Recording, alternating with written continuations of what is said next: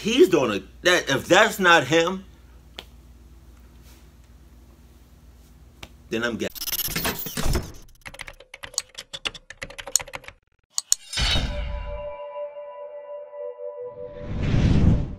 Sup? Zo, did you say it with me or no? Was it did I say it too fast? Did I say it too slow? Did you say it with me? Top chills and top 15s, they have a tendency of like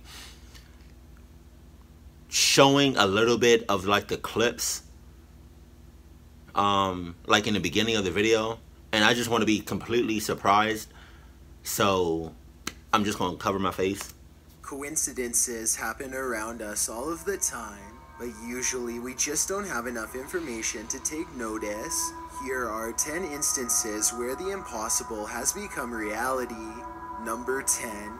A news reporter is doing a basic story about heavy traffic patterns in Gwinnett County, Georgia. When she stops and interviews a random person passing by, he politely comments about local transportation for a bit and then quickly goes on his way. They have its own public transportation, so water coming out here would definitely help out a lot. The news reporter is later contacted by police for urgent questioning. A witness says that they saw a man rob a bank and then afterwards stop at a news van to conduct a short interview. The interview footage you see here, along with photos of a license plate and other surveillance footage, was enough for police to arrest him. Oh, They identified damn. the man as Eric Rivers and quickly took him into custody. Number 9. A news team is reporting on a bank heist in Minnesota that happened yesterday when suddenly a bank... I don't like the way he was running. Oh my god, oh no. Oh no, I don't like the way he was running. Like, if I was the cameraman, I either would have dropped that camera, or depending on how expensive it was, I would have set it down real fast, but real carefully, and I would have hauled ass. Right?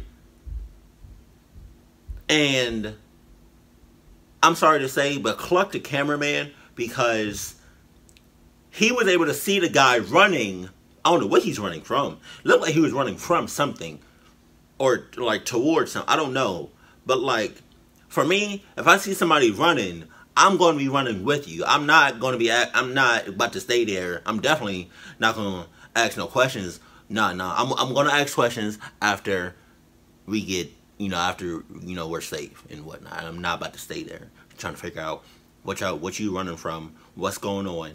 Like, no, because you do that, chances of you getting clucked up is pretty high. Employee comes flying out of the building, pointing out someone off camera. Tyler, just 24 hours ago, this bank in North... What? Oh, that's the robber. There's the bad guy right there, the banker says as he sprints towards the subject, who is getting into a van. As it turns out, a man named Ryan Lisco had just robbed the same bank 2 days in a row. Lisco? The news team just happened to be there reporting the first incident. That's my man. The exact same thing unfolded for a second time right before their very eyes. Ryan was captured shortly thereafter and sentenced to nearly 10 years in prison. So fortunately, this probably won't happen a third time anytime soon. Let's go, my man.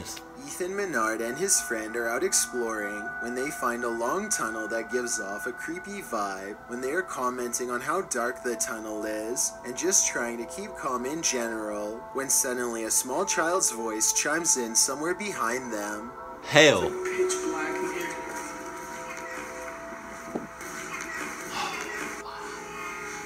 What the hell is that? The timing of this creepy small voice is quite a curious and morbid coincidence. It simply says hello at just the right moment during a pause in their conversation. It's like pitch black in here. Whether this was real or edited is up for you to decide, but I think there is a strong chance that something paranormal was down there. Number 7. Rashawn Richardson was a star player for the Hillcrest High basketball team in Dallas, Texas.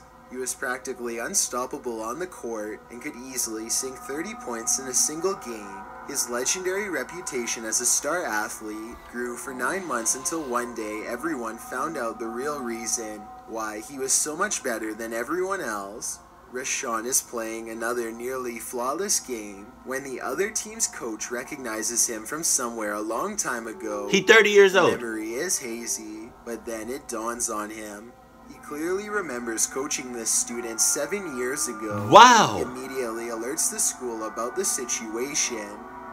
As it turns out, Rashawn... 7 years ago. You really have nothing better else to do than to be hanging around some kids. 7 years. You're a grown-ass man. 7 years old. You really? You stuck around for 7 years?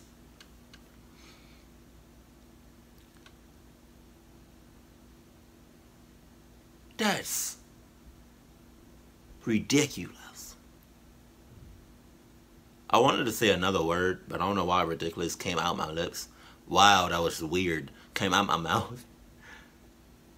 What do you really have nothing else better to do with your life? That's crazy. That's kind of disturbing if you think about it. Richardson is actually a full-grown man named Sidney Gilstrap Portley. He is 25 years old and is now facing numerous charges for falsely enrolling in a high school, including serious crimes stemming from his alleged 14-year-old girlfriend, who sadly had no idea of his true age and identity at the time. 14? What's most incredible is how no one, from students to faculty members, even suspected him of being far older than he claimed. That's okay. Somebody needs to do something with him because that's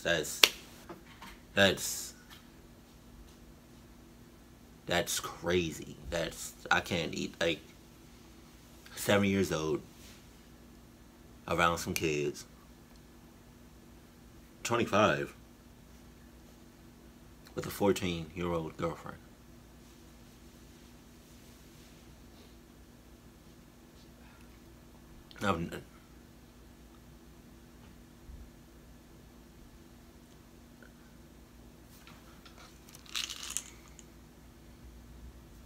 Ibuprofen. I couldn't even say that. Why couldn't I say that? Here's a quick video of him blending in at lunch. Tell me if you would suspect this man is in his mid-20s instead of 17. Hell yes. Underage. He look old as hell. Underage. Anyway, if he hadn't by coincidence played a game against his old high school team, then Sidney could have very well have remained in school to this day. After all, he wasn't scheduled to graduate from Hillcrest until the year 2020. It really makes you wonder if maybe one day something similar will be discovered about a student who goes to your school. What a coincidence that would be. Number 6. That's scary. Christina Carr is all alone in her old attic in New Jersey, but she feels like she is constantly being watched. She invites anything lurking in the shadows to make its presence known. Is anybody in here with me? It isn't long before she gets a response. Oh, goodness. She does not hear it at the time, but the disembodied voice of an older woman timidly asks, "Hello." The voice sounds alarmed and confused, almost like it's asking for help. Christina continues to poke around the attic asking questions until she gets another potential sign in the form of distant sirens. Store a few things, that's all. So instead of hauling ass, you decide to pick up your phone, your camera, and start recording. I hear some kind of alarm. Let me know if you think this alarm was just a coincidence, or if you think a paranormal presence was somehow trying to warn Christina to stay away from the attic. Number 5. Good Morning America was in the process of completing their daily segment when co-host Robin Roberts couldn't help but notice a striking similarity between a suspect from a previous story and her co-host, Josh Elliott. I don't know, you just remind me of someone all of a sudden. I'm just looking at you and I can't... Where are you going, Roberts? I can't remember... Well, the co-host, Josh... What? Wait. Where are you going? Where why am I stuttering? Where are you going with this? Let me in on the joke. What are you talking about? You saying I look like him? You saying I look like this guy? Cluck you, cause he's doing that. If that's not him, then I'm gay. I don't, I'm completely straight. Just throwing it out there, 100%. But like, that's him. Obviously, that's him. Like, and cluck the phrase, everybody has a twin. No, that's some BS, and you know it. No, if that's his twin, then no, call me Will Smith. That's him, and he's trying to play it off. Like, that's him. Lock him up right now. Give him, like, come on. That's him. That is him. Alright, okay. In the comment section below. Right. Story number 5. Comment below if you think that's him. Or his twin. I'm saying that's him, and he's just trying to play it off. He's trying to act really cool and nonchalant. Bitch, if I was next to you, sitting right next to you, and I saw that, I would have hauled ass out the building. Like, that's obviously you, but you acting real cool about it. Like, you acting real cool, all nonchalant about it. Like, that's it. Suspects certainly look alike. This wasn't the only person this was the case with. The original reporter who reported on the incident also looked disturbingly similar to the suspect. That's not him. And police really want to get this guy. The police are on the hunt for the man resembling this sketch. No. Although cases of coincidences where the newscaster looks like the reported suspect can certainly be humorous, they can also be quite creepy. This suspect is accused of attacking a woman after a traffic incident. Therefore, I hope the real suspect was brought to justice. It's him! And I always look up to the sky and I always say, "Hi, Dad." That's how a YouTuber named Jennifer Moen5 pays her respects to her dad, who has since passed on. Then one day it looks like her father says hello back to her and her family. You sure that's him? Oh boy. You can see a shimmering orb rise and fall to the ground as soon as she says hi to her father. I wanted to add that this is the only paranormal video on Jennifer's channel, which otherwise focuses on enjoying wholesome moments with family, so I really don't think this is video editing. I also wanted to ask that everyone please show the utmost respect when telling me if you believe this is real or fake, since it deals with the memory of a loved one. That can be a glare. Like many YouTubers, Jack Stevens uses his channel to archive various vacation videos and family memories for his own personal enjoyment. Most of it is ordinary travel footage, but there's one video in particular that was taken during his stay in Biltmore Hotel in Providence, Rhode Island, that's extremely eerie. He's all alone in his room when a big light overhead starts acting up, so he starts to record it for proof. Maybe it's just a coincidence, but it's definitely weird how the lights only seem to flicker on and off when he's talking about them. And as you can see, that's the lamp that's hanging. Let's see. Oh, okay. You shitting me. There it goes. Did you see that? I guess electrical malfunctions in an old hotel isn't that big of a deal, but that's not all that happens. When Jack Stevens is finished recording all of the other rooms to prove that he really is all alone, he returns to the main room only to find the overhead lamp is now doing this on its own. Okay, so I don't know how it is doing this. You know how. Stop playing. Get the hell out. It continues to swing in small circles for a full minute without any sign of slowing down. Even if this was fake and someone else was in the room to move it, the lamp should eventually stop swinging in circles, but it never does. At this point, Jack Stevens is sufficiently creeped out and has to check out of this hotel early. Number 2. These twins were born in Ohio during the 1940s and share an amazing history full of startling coincidences. They were put up for adoption at only 3 weeks old and ended up with different last names. One of them was named Jim Springer and the other one was named Jim Lewis, but to cut down on confusion, I'll refer to them as Jim and Lewis from now on. So Lewis knew that he had a twin brother, but Jim did not. With the help of the courts, Lewis used his adoption papers to track his brother down a full 39 years later. When they finally met, the two quickly found they had a lot more in common than just genetics. Okay, so get this. They both married different women named Linda. That's definitely strange, but I guess it's not totally impossible.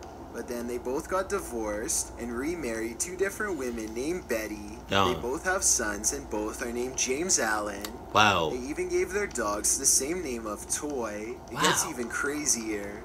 Despite never meeting for most of their lives, they both got involved in law enforcement and even vacationed at the same small beach in Florida. Both even have different cousins who were named Larry. Really? The case was so phenomenal that the University of Minnesota decided to run tests to find out exactly how alike they really were. Really? The test Johnny showed so far that they're identical. It's just like the same person taking the test twice. They're that close. That's a strange feeling. Sure it is. Really? Some of these tests were very unlikely to produce the same results too. Like, they would be put in 2 different rooms and told to draw a picture. Out of all possible choices, they both chose to draw a man who looked very similar in both versions. Another experiment isolated them again, and then asked them to make up a random story. Both of them, despite being in separate rooms, made up a story about a family working in a field. These strange coincidences clearly prove that twins tend to think alike, even when kept in separate environments. And if a complete stranger who thinks almost exactly like you isn't one of the creepiest thoughts imaginable, then I guess I don't know what is. Before we get to number 1, my name is Chills and I hope you're enjoying my narration. If you're curious about what I look like in real life, then go to my Instagram at DylanIsChillinYT and tap that follow button to find out. I recently released a small mixtape and I'd love to know what you think of it. Tap the circle icon in the top right corner, then tap my mixtape to give it a listen. It's also linked in the description below. It's a proven fact that generosity makes you a happier person, so if you're generous enough to hit that subscribe button and the bell beside it, then thank you. This way you'll be notified of the new video I upload every Thursday. Number 1. A lifeless person is wrapped in a blue tarp that was recently found in Camptown, Pennsylvania, and a local news reporter is digging for details. She arranges for an interview with someone named Matthew Haverly, a man who happens to live across from the creek where the person was found. He acts completely surprised about the situation and disavows any knowledge of what could have transpired. I had no clue. Sad to say that that's someone's either daughter, mother, whatever, both, child. Hours later, police discovered that the person was, in fact, none other than Matthew's mother, which makes this last comment a terrible coincidence. If Matthew was aware beforehand that it was his mother floating in the creek, he gives absolutely no indication at the time. He ends the short interview by saying how the person was probably dumped in the creek out of town by hitmen. It would be like a place where people from the city would want to put a body because most likely they wouldn't be found. Police investigators don't buy this explanation one bit. They raid his property and in his shed they find the same blue tarp that his mother's body was wrapped in. Oh my. As of this date, he has been charged with a capital offense but not yet convicted. If he is found guilty, then this means out of sheer coincidence, The reporter had unknowingly scheduled an interview with the very same man who had taken his mother's life not too long ago. She may very well have been standing just a few feet away from a calm and collected psycho without realizing it. In an era of ever-increasing worldwide surveillance, the deep web operates as the last bastion of true online privacy. The anonymous nature of the deep web means anybody can post literally anything they want. In other words, there are no rules here, and with no rules comes some of the most unsettling content you could ever hope to find. What the hell? That last video, that was weird and creepy and scary. The one that really stood out to me,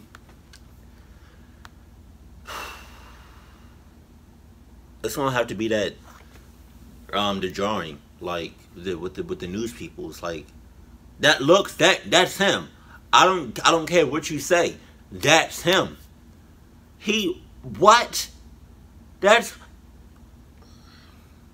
him. That's that final. Come on. That's him. It has to be him. And I hope he's locked up. I hope he gets what he deserves. Cause come on. And it's crazy. It's messed up because he was like joking around with it, like he was like, Ashley, what are you talking about? You think that looks like me? That's how I think news people laugh.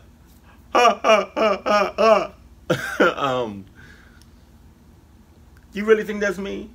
You're silly. You're funny. Oh my God. But in all seriousness though, that's him. Period. We're done. Case closed. Lock him up and let him do some years.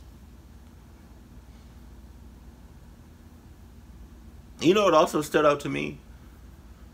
It was a couple, but like the news reporter with the drawing, that really stuck out to me. But like another one was like, if I'm the cameraman and I'm recording you, but I see somebody in the distance hauling ass,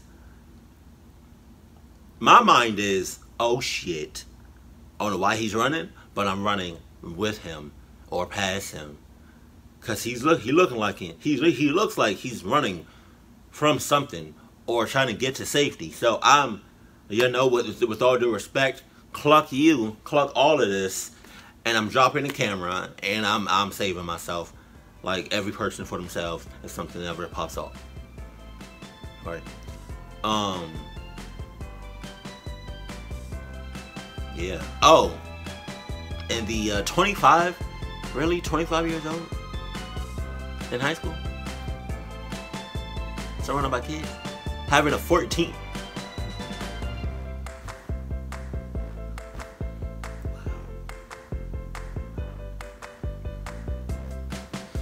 But yo, that drawing, that's him. That was him. And there's nothing else more we should say. Case closed. Keep it cool, keep it classy, and I love you. Stay happy, my family.